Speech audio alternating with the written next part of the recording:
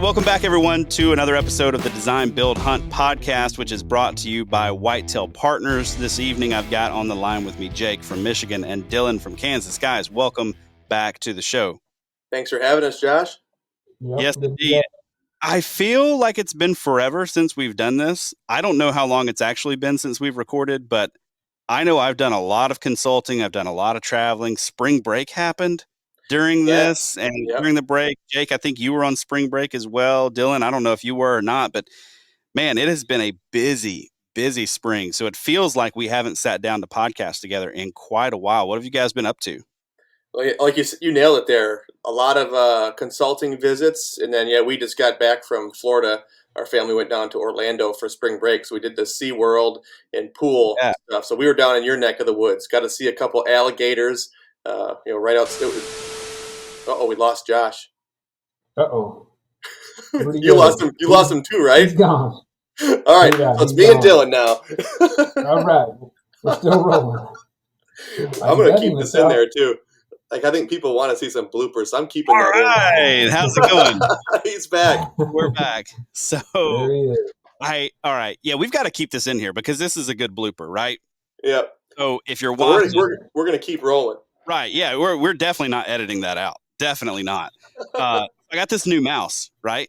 And on this mouse, on the side, there's this other black button, which is really nice when you're doing design work because it allows you to change the perspective in Google Earth without having to hit any extra keys. It just does it for you. Well, if you accidentally bump that button, it acts like while you're on Google Chrome or the internet, it goes back, like it's the back button, and so it sent me back out of the studio here. But I was asking what you guys have been up to, and you were saying you've been doing some consulting, you've been doing some spring breaking down in Florida. You were down in my neck of the woods. Yeah, so we were down in Florida, did the SeaWorld thing. We were kind of hung out at the pool for the most part, but then we went to another place that was called like Gator World. That was pretty cool, man. Like nice. It not as crazy as like Tiger King, but right up there with Tiger King, but gators. Dude, growing up in the South, that we just called those like zoos and stuff. Yep. So Tiger King, I'm like, dude, that was just normal. I don't know. That was just kind of how we grew up. But seeing alligators, that's like a normal consult for me. So, I thought about you when I saw the first day we were down there. Go, there's a gator, and I go, this is right up Josh's alley right here. I think I sent you a picture of it. You haven't lived until you've seen one in a food plot. It's like, wait a second, what are you doing here? You shouldn't be here. Like, this is not for you. So, but Dylan, what have you been up to? Well, it's been pretty action-packed. I think every spring I say that you can't fit another thing into it. Just all comes together all at once and a lot of things to be done. And so doing quite a bit of plantings, just some different varieties of, still keeping on with the trees and some of that, and tried a little hand at switchgrass here. But the kids are real busy with sports. I've got 3 kids in 2 in high school sports and 1 in getting middle school. So we're pretty active with that. And I think we're going to push our vacations, luckily, a little bit later into the summer. So hopefully we can get some of this going, get my feet wet on a lot of these consults. And, luckily not run into any gators, but we did run into a pretty good sized snake the other day. And I don't care so much for those critters, but it's part of it, I guess, when you're out in it. But just enjoying spring and the green up, and it's on us. So went and checked trees, watered, and they're thriving. So that's always a good sign, and just part of the fun of it. Excellent. I was on a property the other day, and the client said, "How many snakes have you run into this year?" And I said, "None yet, but there's a first time for everything every season." And I just kind of looked at him. He said, "Man, don't tell me that." I think it flustered him a little bit. So if that was you, I'm sorry. Sorry again about that one. But no, it's been good so far. Well, I'm glad you mentioned trees there, Dylan, and kind of what you've been up to with some different plantings. I wanted to talk this evening about fruit trees. So I've been getting actually a lot of questions. A lot of guys are interested in fruit trees right now because they're seeing them flower, especially where I'm at. They're seeing them flower in people's yards. They're running into Chickasaw plum was a big one here a couple weeks ago, about a week or two ago here. All the Chickasaw plums were blooming in the area. They were very obvious. If you're driving down the highway and there's a patch of Chickasaw plum, they stood out like a beacon of white in the timber. So a lot of folks interested in them right now. Been getting a lot of questions, but also having to steer folks and say, hey, look, yeah, we can talk about it. Like let's talk about what it looks like to try to get some good fruit tree plantings on your property. But you may have missed the boat where we are for this year. You may have missed the boat on a lot of different varieties. We're getting pretty late into green up here. You really don't want to be transplanting too much right now. And even if you do, you're not going to get any real fruit from that this fall. But I thought, hey, why don't I talk to a couple of guys who've got more experience with fruit trees than I do?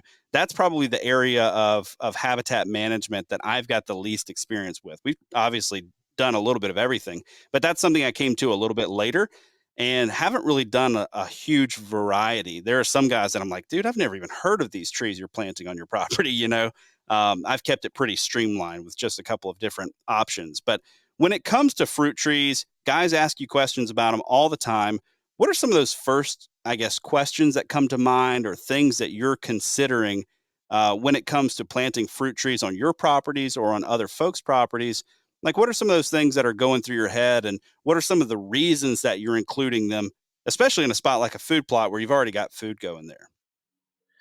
Yeah, I would say almost every property that I've been on this year, the client has asked me, are we gonna, or are you gonna be recommending, fruit trees, apple trees? So everyone just kind of goes to apples right away up here. Are you gonna recommend apple trees? I said, Absolutely.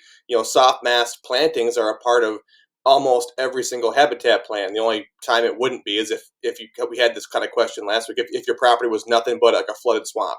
Then you have to kind of go a different route. But almost every other property, we're going to have soft mass plantings recommended to complement our fall food plots.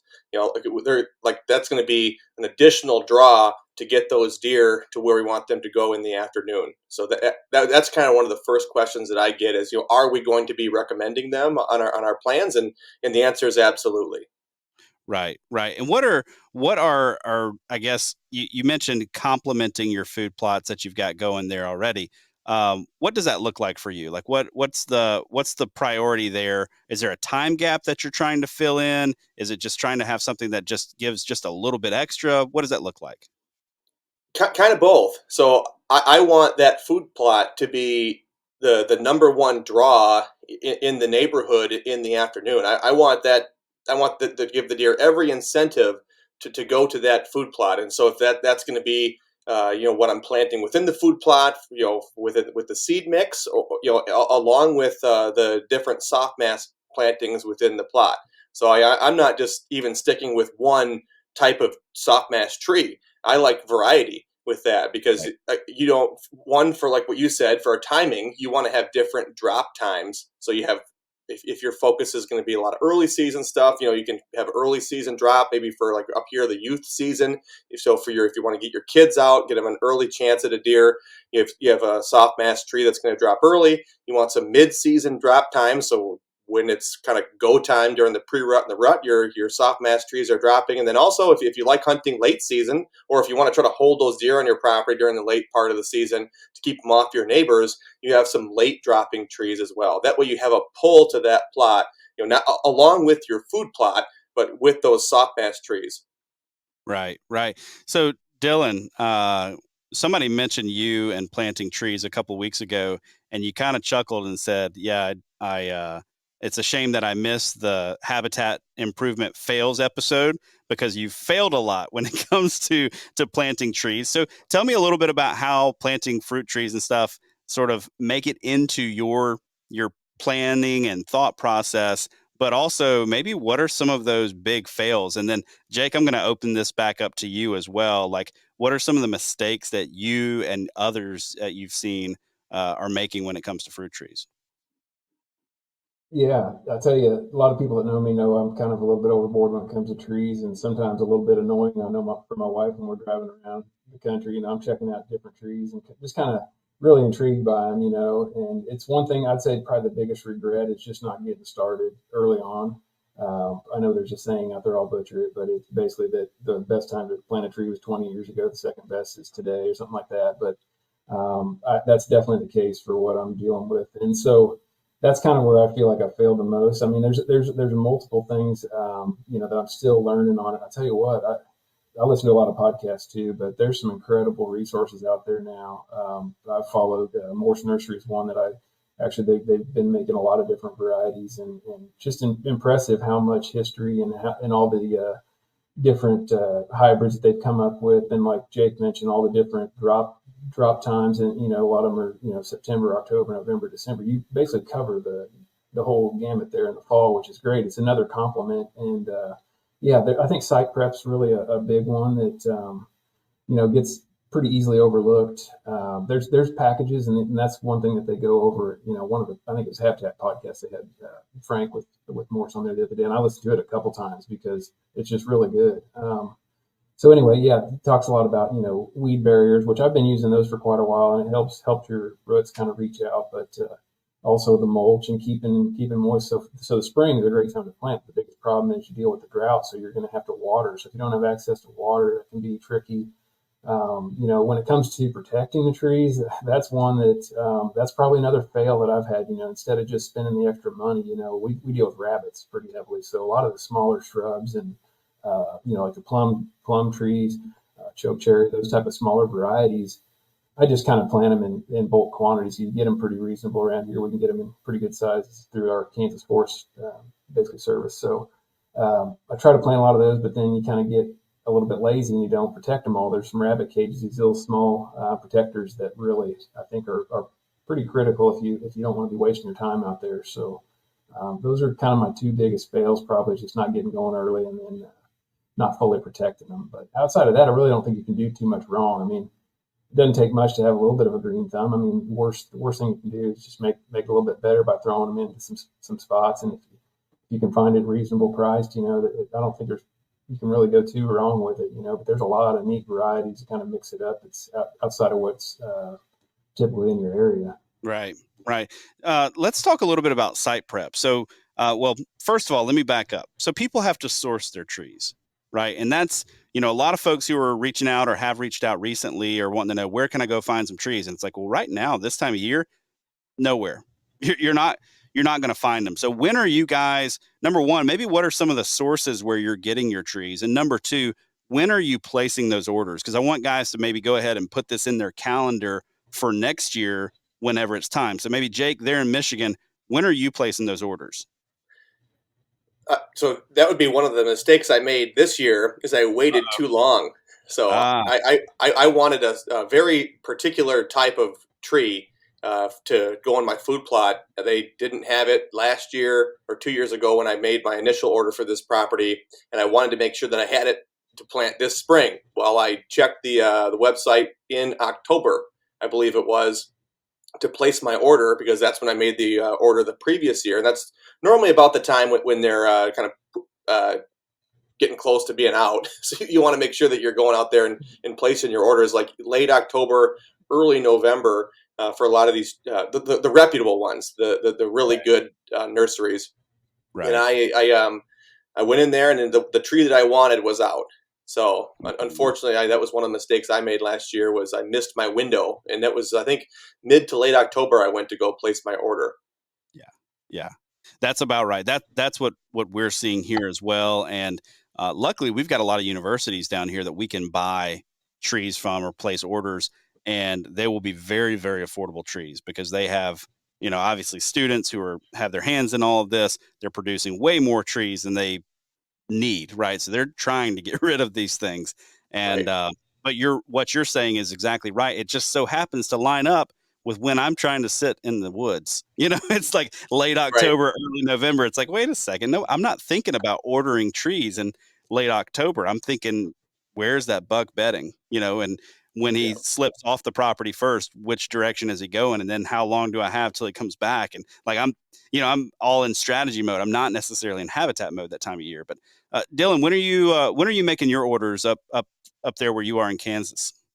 Yeah, I tell you what, I think I got lucky this year, because I hadn't really kept track of it running out until I started working with clients and trying to make orders for them. That's where I really noticed it this year. But I think I made mine somewhere around December, to be honest. But through the university there, Kansas State University is kind of where I like to go as well. Grew up planting trees in the CRP program with my dad when I was younger, and we would order from them as well. So it's been around. It's been really good as far as reasonable priced, good size packages and good quality. But yeah, with that said, I mean, there's things that we've done wrong, when I was younger that I was thinking about too, with like the disease resistant varieties that are out there now.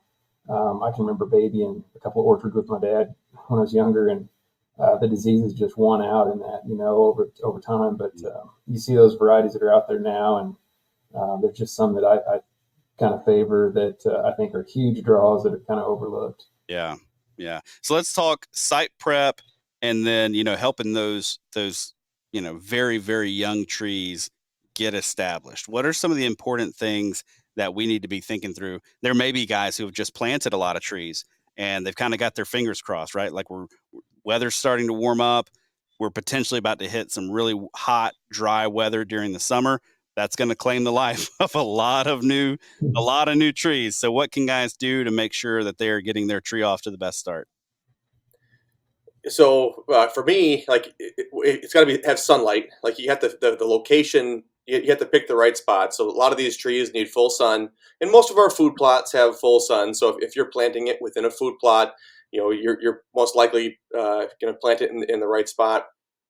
And then as far as like once you have the hole dug, the tree in the ground, you kind of have those roots kind of spread away from the tree. You're not just like putting them straight down the hole. You're kind of spreading them out.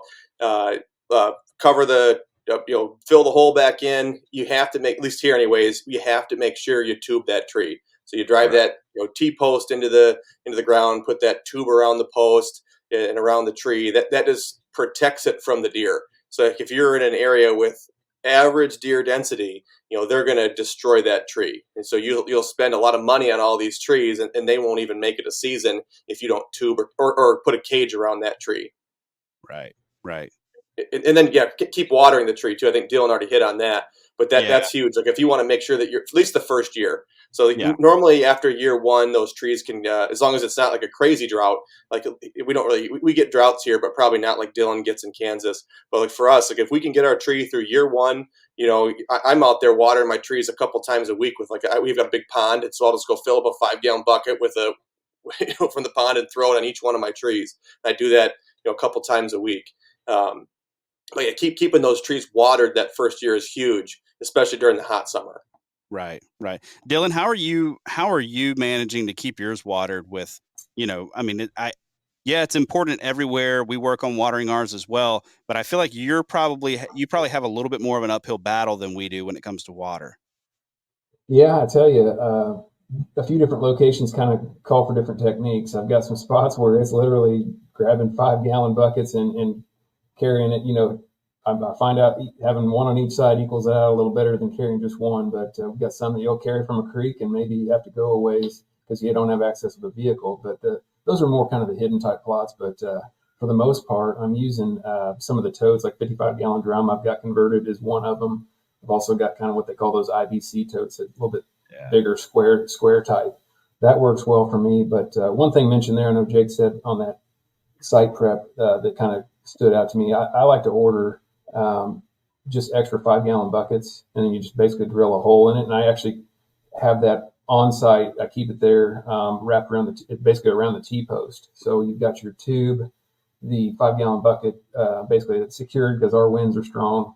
Once that drains out, it's going to be just sitting there kind of tied to it. But that allows that to kind of seep into the ground, takes that whole 5-gallon bucket. Then you can just kind of speed as you're going tree to tree. You're basically going from the tote, fill your bucket, move on. You're not waiting on it to soak in. But I also use tree mulch. And one thing you got to be careful of there is not planting your trees too deep. A lot of guys think, oh, I'm just going to plant it in a bowl here and let that water hold, which is good in thought, but actually you can plant it too deep and actually does damage to that tree at that bark in the base there. So I'm no expert on it. I just know I've made that fail at home on some of my trees around here, thinking with that methodology, but really that putting the mulch in there seems to be something that also holds that moisture with that weed barrier underneath it. And that just really buy you a lot of time, I think. And so the mulch, you can kind of shape that kind of like a bowl on top, just make sure you don't get it too deep around the base again. But that's kind of what I'm doing, and it seems to work so well so far.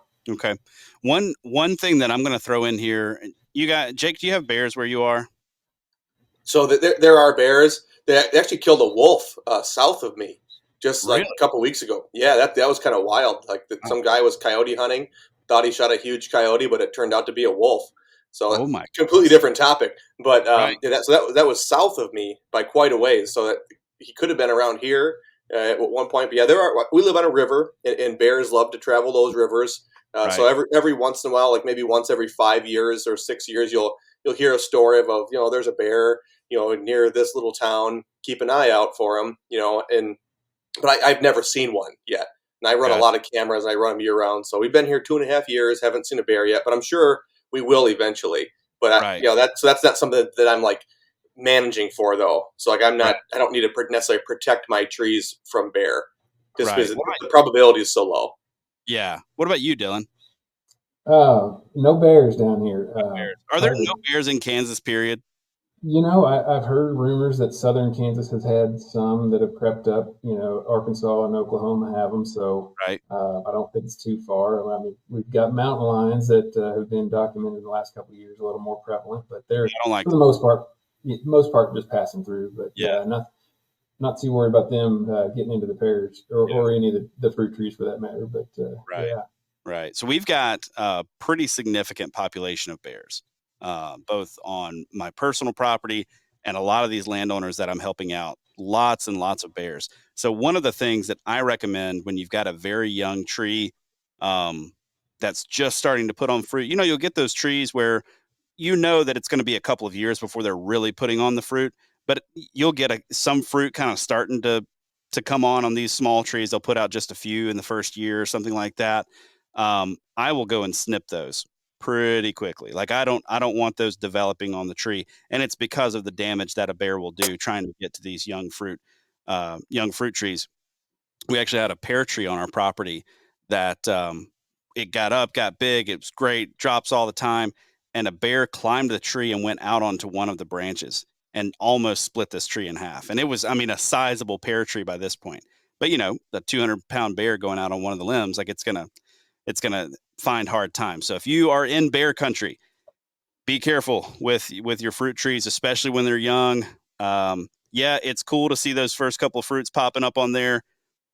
You don't need them for the health for the good of the tree. Go ahead and get rid of those, and yeah, let the tree put its energy into something else. So, guys, I'm curious now. Let's talk a little bit about your selections, because I think they're probably going to be different for each of us here. We're in very different regions, but also probably some overlap. So, what are some of your favorites that you like to incorporate?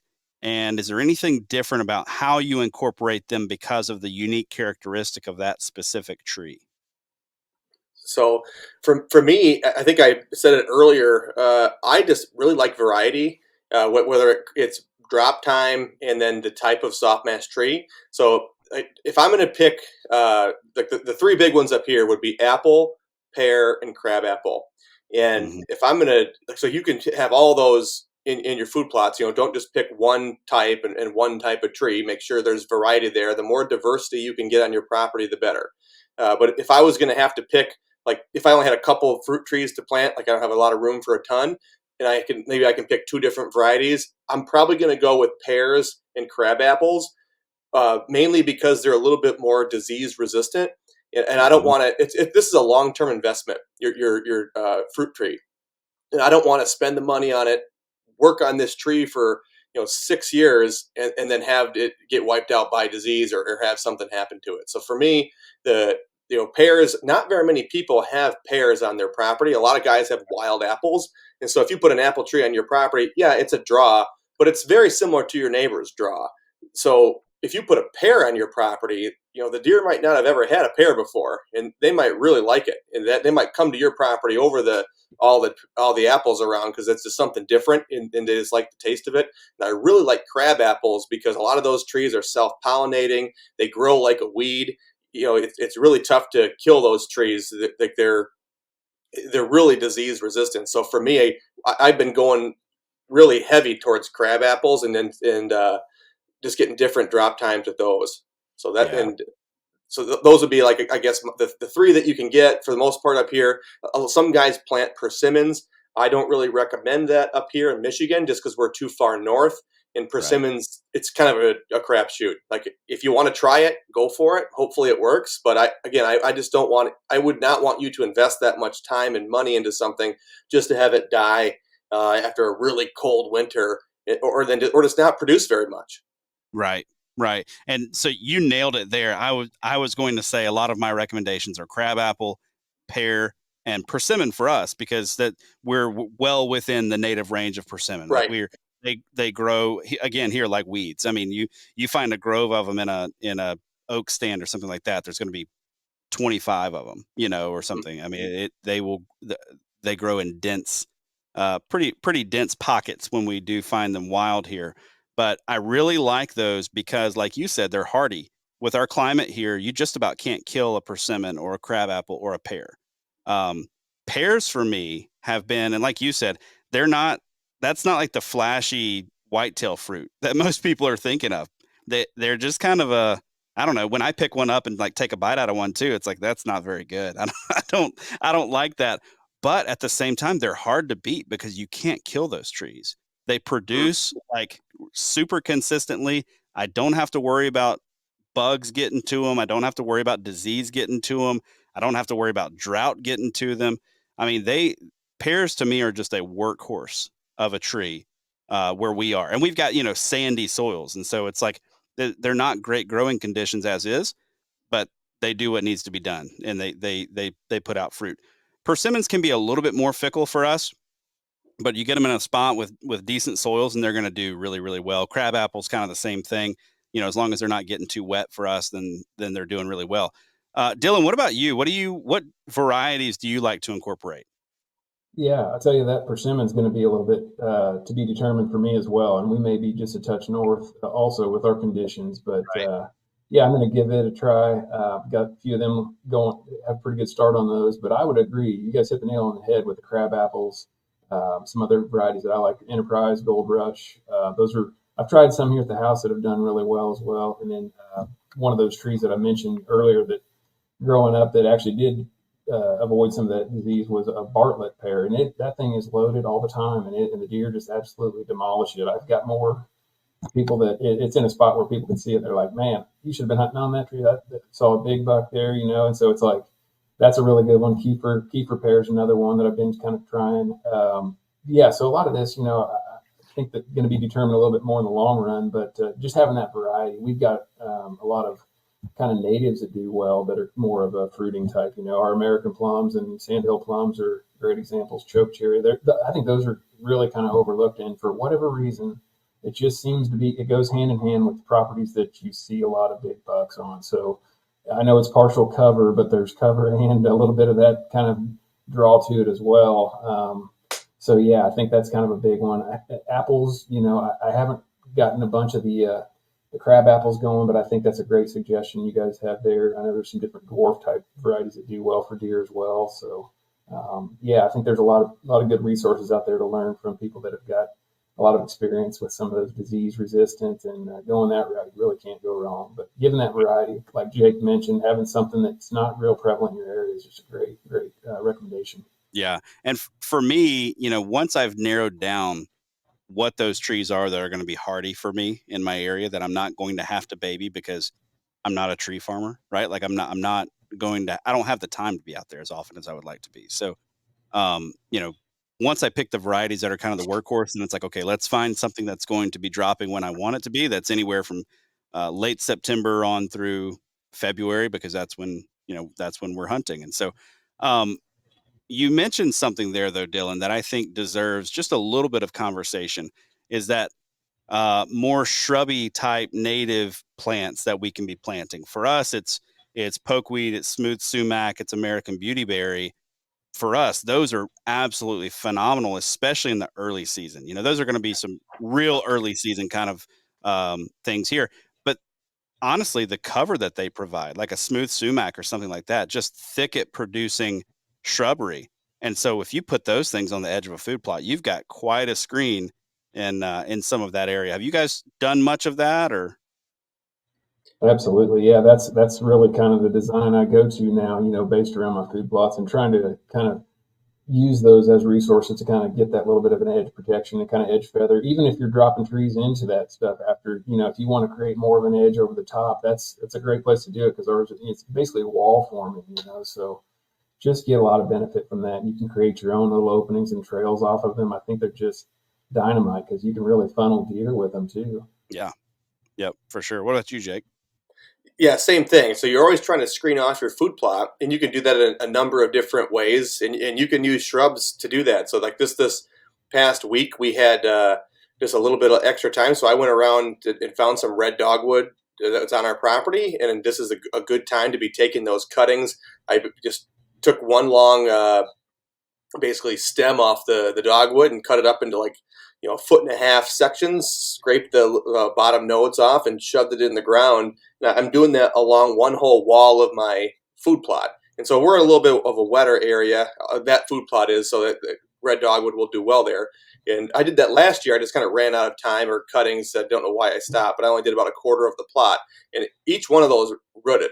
So I went through and I dug one up and looked, and yeah, it had roots growing. So Wow. in 5 years, that's just going to be like a red wall. But that's Right. so it's going to do two things. It's one, it's going to provide additional security to that food plot because the deer are going to, like Dylan said, it's going to provide cover. They're one jump away from safety behind that wall, and two, that's great food for them. They love that browse from that red dogwood. So you're providing a food source as well as cover, and you're providing an edge so you can lead those deer as they work that edge to wherever you want them to go.